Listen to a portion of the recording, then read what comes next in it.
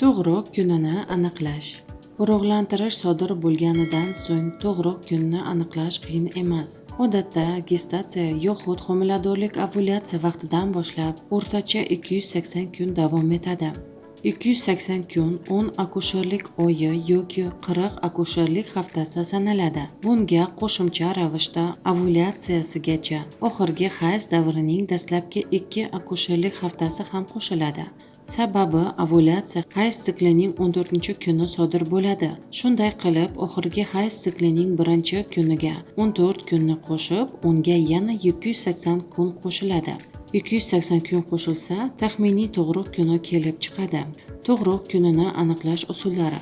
Yuqoridagi usuli bilan bir qatorda tug'ruq vaqtini hayz sikli bo'yicha hisoblab chiqish ham mumkin. Buning uchun oxirgi hayz siklining 1-kunini bilish kerak. Ko'p narsa bo'lajak onaning hayz sikliga bog'liq.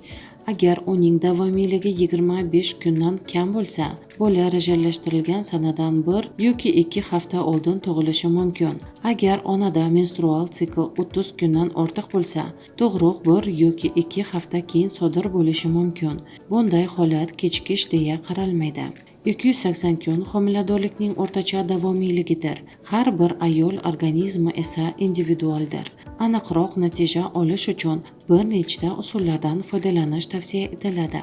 Ultratoshufli tekshiruv yuqoridagi 2 usulga nisbatan ancha aniqroq va ishonchliroq hisoblanadi. Agar ultratoshuv tekshiruv homiladorlikning 1-trimestri oxirida amalga oshirilsa, tug'ish kunini 3 kundan ortiq bo'lmagan xatolik bilan aniqlash mumkin. Homiladorlikning 2 va 3-trimestrida bunday aniqlikka erishib bo'lmaydi. Homilaning harakatlanishi. Bu usulga ko'ra, homilaning birinchi harakatlana boshlashidan so'ng tug'ruqgacha o'rtacha 20 hafta yoki 5 akusherlik oyi qolgan bo'ladi. Taqvimda ushbu 20 haftani belgilab, taxminiy sanani bilib olish mumkin.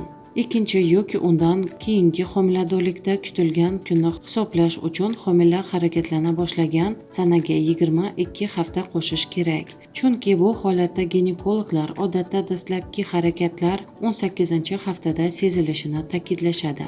Biroq ushbu usul bo'yicha hisoblash taxminiy natijalar berishini anglash kerak. Xatolik 2 haftadan ortiq bo'lishi mumkin. Akusherlik tekshiruvi. Homiladorlikning 12-haftasiga qadar har bir homilador ona tug'ruq mahalliy ginekolog huzurida ayollar konsultatsiyasida ro'yxatdan o'tishi tavsiya etiladi. Homiladorlikning 20-haftasidan boshlab ginekologga tashrif buyurganda u qorin o'lchami va bachadon tubining balandligini o'lchashni boshlaydi. Olingan ma'lumotlar muntazam ravishda tibbiy kartaga kiritib boriladi. Bu ko'rsatkichlarga asoslanib shifokor tug'ruq kunini hisoblab chiqishi mumkin.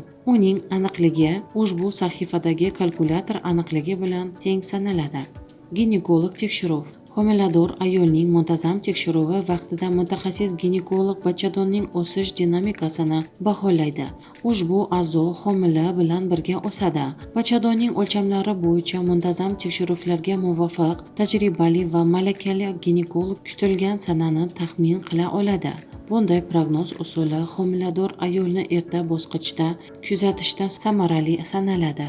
2 va 3-trimestrda natijalar sezilarli xatoliklar bilan bo'ladi. Natijalar aniqligi. Darhaqiqat, homila ko'tarish davomiyligi har bir ayolda individualdir. Tug'ruq vaqtini to'g'ri hisoblash uchun ko'pgina omillarni hisobga olish zarur.